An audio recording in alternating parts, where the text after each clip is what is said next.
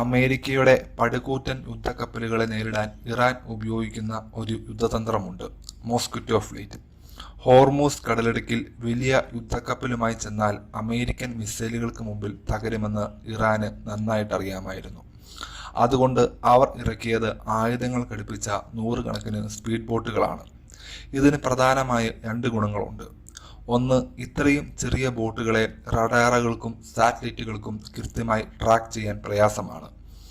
രണ്ട്, ഈ ചെറിയ ബോട്ടുകൾക്ക് വലിയ പോർട്ടുകളൊന്നും വേണ്ട. കടൽ തീരത്തെ മലയിടുക്കുകളിലും ഗുഹകളിലും ഇവയെ ഒളിപ്പിക്കാം.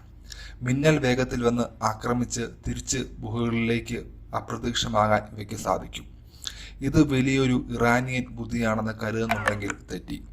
നൂറ്റാണ്ടുകൾക്ക് മുമ്പ് പറങ്കികളെ വിറപ്പിച്ച സാക്ഷാൽ കുഞ്ഞാലി മരക്കാർ മലബാർ തീരത്ത് പ്രയോഗിച്ച അതേ ഹിറ്റ് ആൻഡ് റൺ തന്ത്രമാണിത്.